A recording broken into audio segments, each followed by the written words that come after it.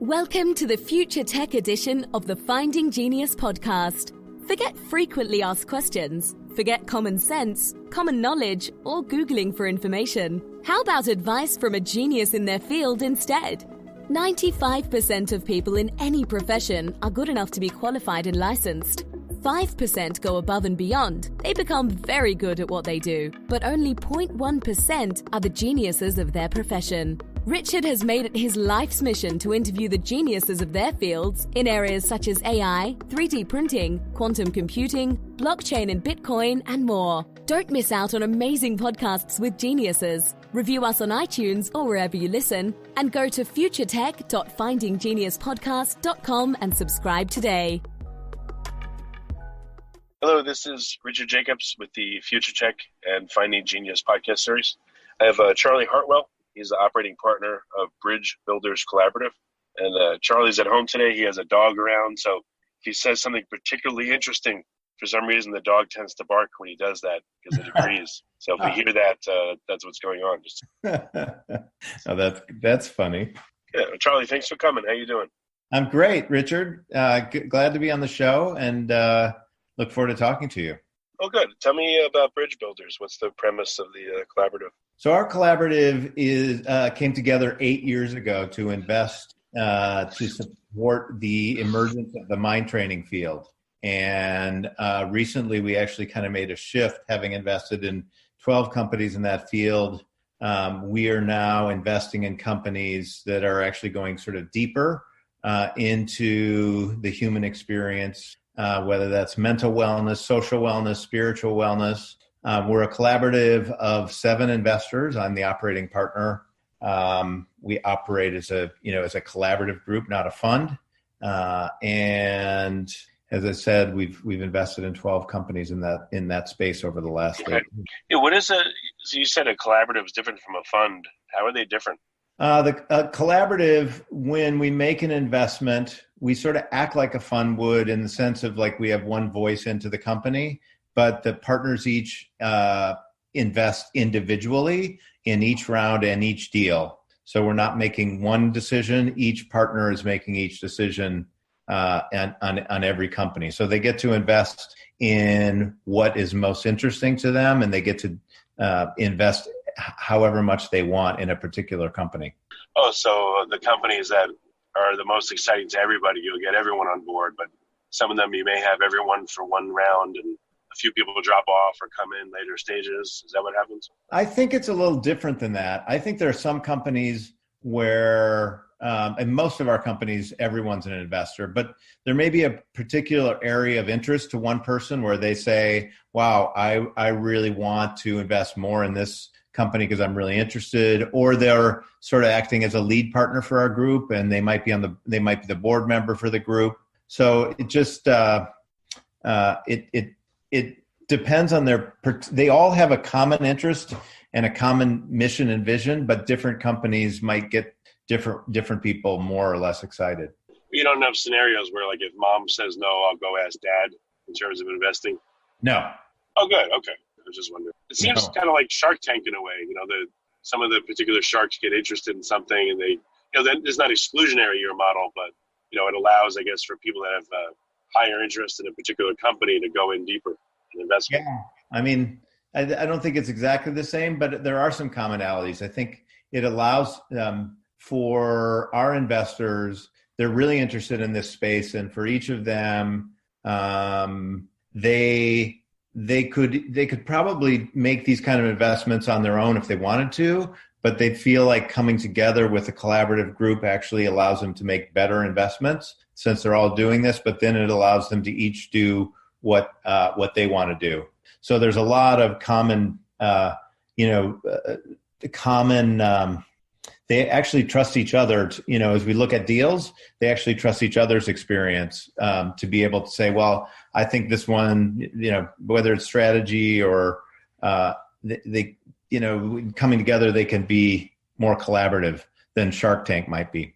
But when you have all 7 in on a project, who guides it? You pick, do some people say, I just want to be passive, I'll put money in, but I'm not interested in the decision making? And then would there be one person elected, like, all right, on this one, I'm going to be the head liaison with the founders and all that and guide everything. Yeah, on all of them, I'm kind of the day-to-day lead person. On individual companies, there may be one of our partners may serve on the board of that company and kind of act as the voice for the whole collaborative. So in most cases, they're not all active. They're all available to add value if requested. But on each deal, I'm involved, and sometimes one partner is kind of the lead for the collaborative on the board. Okay. And the companies you invest in, you said, I don't know if I put this right, but they're companies where people can, I guess, reach into their own mind or work with their own mind and thoughts to improve themselves in some way. Like, is this meditation, or is it, I don't know, some other kind of inner exploration? Like, how do you characterize what the companies that you work with do?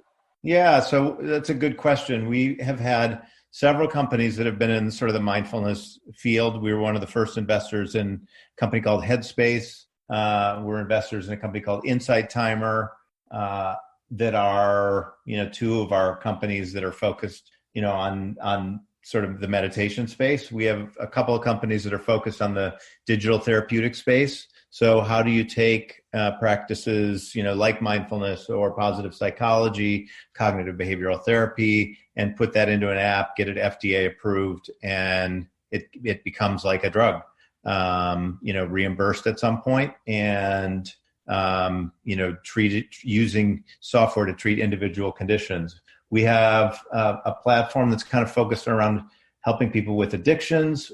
We have a company that is focused on, it's a brain sensing headband called the Muse headband. Allows you to sort of interact with your brain waves and learn to train to get more calm or focused. So we, different kinds of mind training in our portfolio. Yeah, you work with a lot of the big names. I talked to Muse a long time ago, and I know Headspace, and yeah, that's great. Huh. So what's which of the projects like really fascinate you? Well, they all kind of fascinate me, but two things that fascinate me at the moment. One is this company Insight Timer, and the reason why that's we made an investment in that about in the last couple of years. And what's really interesting is, as a meditation app, they have 5,000 teachers from around the world teaching in 40 different languages, very different spiritual traditions. Or they can be scientists or musicians, but that side of the marketplace interacts with 12 million people that have downloaded the app. It's all been organic. They've never spent any money on marketing. And what's fascinating for me about that is that every time it is a free platform, there are 30,000 free meditations, but if you want, you can sign up for sort of special content. And when people do, then 50% of the revenue goes to the teachers. So what's fascinating about it for me is that it's a way to support the whole movement around mindfulness and support the teachers around the world that are leading it. That's cool. It's called Insight Timer? Insight Timer, yeah. Is it for iStore, iOS, and Android, or just one? Correct, yeah. Oh, good. Huh. So it's many different meditations from different faiths. Is that what it's about, or does it go beyond that? Spiritual traditions, but also, you can just find music. If that helps you with your meditation, there are many different musicians. If you really want just to help with sleep, they have sleep meditations. So they don't always have to be spiritual. They can just be more secular meditations addressing, individual sort of conditions, like sleep. Interesting. Okay. Any other companies, beyond, you spoke about them, beyond meditations, any other ones that you think are going to be particularly useful or interesting that you want to talk about? Well, there's a lot that are actually that are helping a lot of people. I mean, we have a company called Happify, which is being used. It's sort of gamified the science of mindfulness, cognitive behavioral therapy, positive psychology. It's being used globally at companies like, Google and Twitter. It's being used by insurance companies, and now it is actually, starting to partner on individual conditions with pharmaceutical companies. So I think that's really interesting. One that is intriguing to me personally is one called Fabric, Fabriq. This is a relatively new launch within an existing company that we have, but it's all about how do you become more intentional in your social wellness or your relationships. And what's interesting to me is that in using this app, which I actually use maybe 2 or 3 times a week, you get to define who are the people that you want to make sure you're connected with, and then set the intention of how often do I want to make sure that I reach out to that person.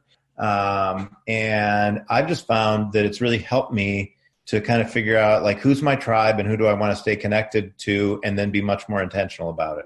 Oh, what would be an example of that? What do you mean? Well, so I get to on this app. There are up to 50 people that I can put on the app. Okay.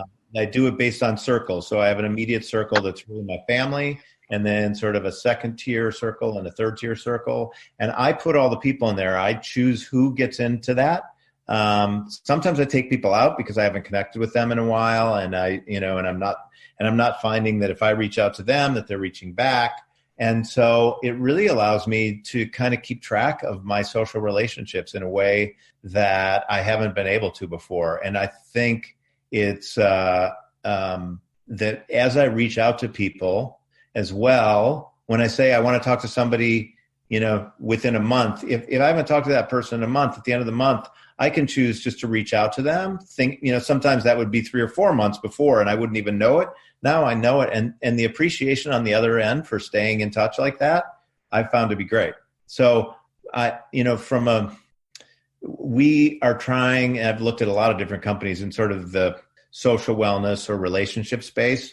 We kind of feel as though as a group that there is a crisis of loneliness, and that social connection is going to become something that we need to solve as a society. So this is one tool to do that.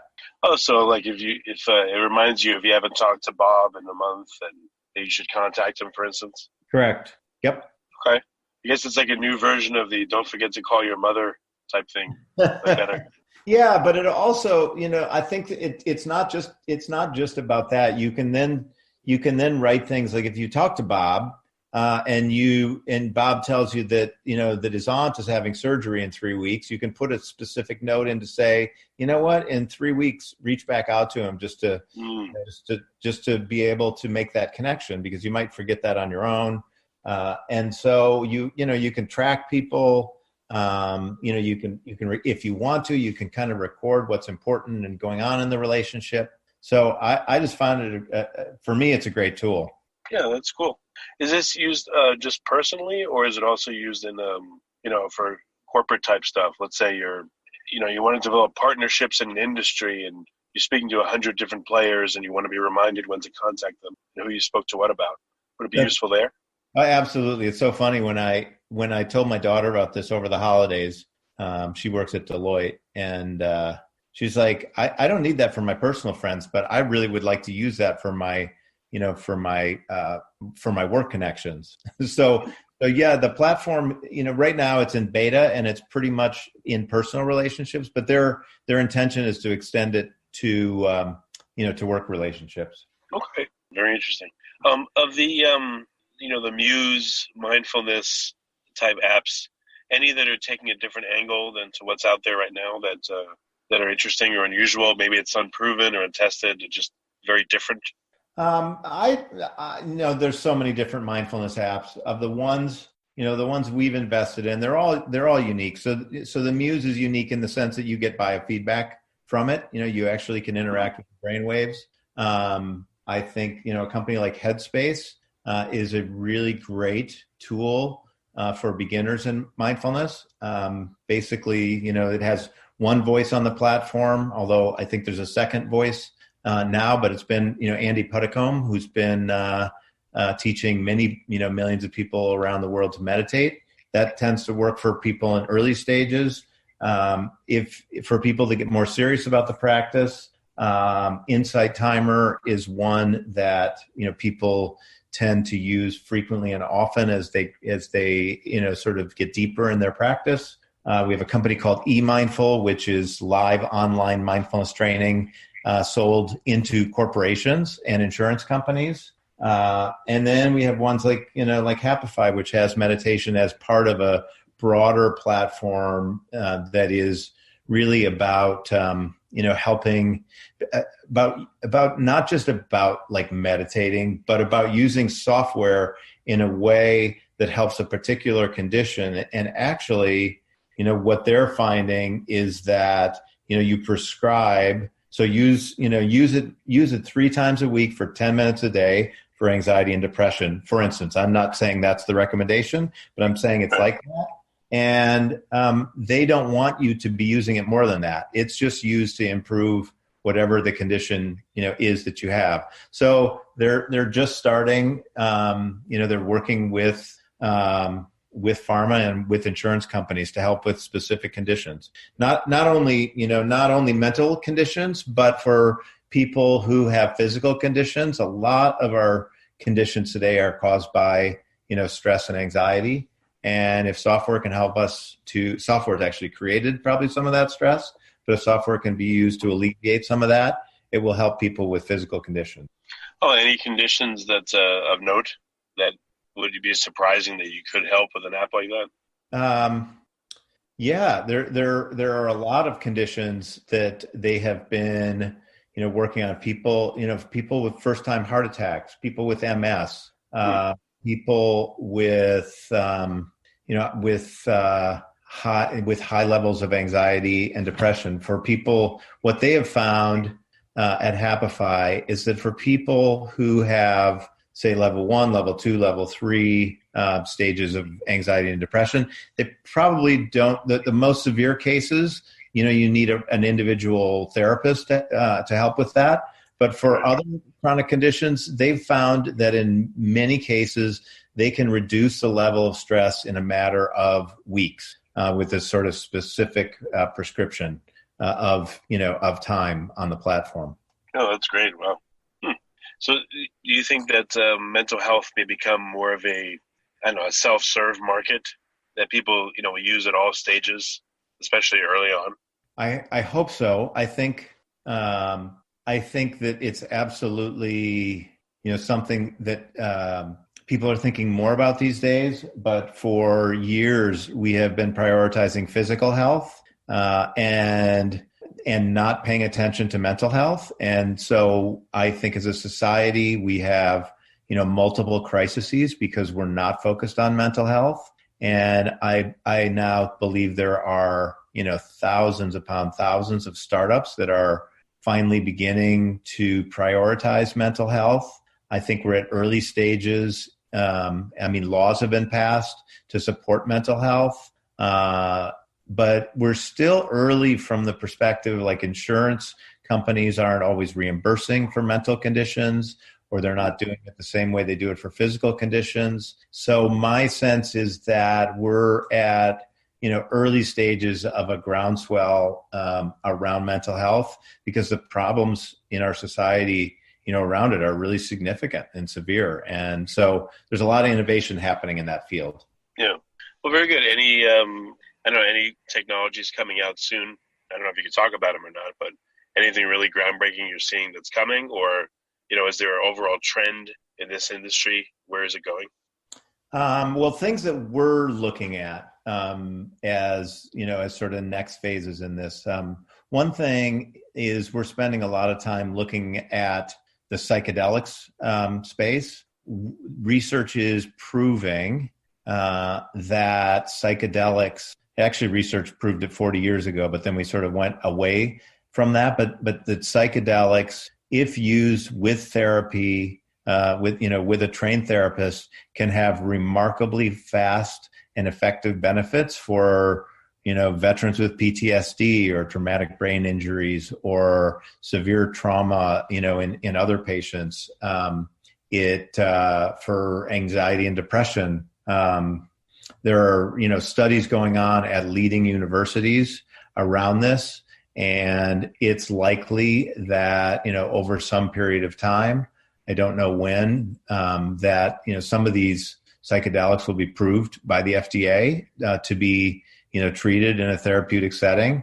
And our perspective is that we're really interested in how can we support that movement, because research is indicating it really is one of the most effective and quick remedies to help people with those conditions. So that's one thing that's interesting. Another thing that's kind of interesting to me at the moment is looking at the alternative practitioner marketplace. There are many alternative, non-Western type of practices. There are now 2.5 million practitioners of multiple types of practices. How do we support the development of that field to help it become more mainstream in a sort of similar way like we supported mindfulness to become mainstream? So that kind of, for us, those are two things that are interesting. And then, as I said before, we're really focused on how do we improve social wellness as as a category, and how do we help people improve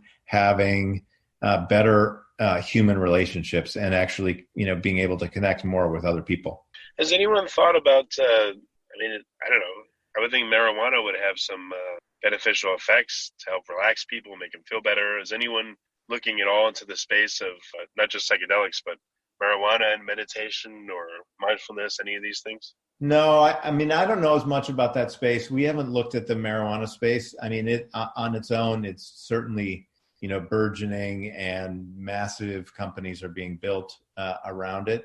I haven't really seen it as much in studies, related to mindfulness. So I don't know how to answer your question. I could see that definitely there could be. I just haven't seen the science around that.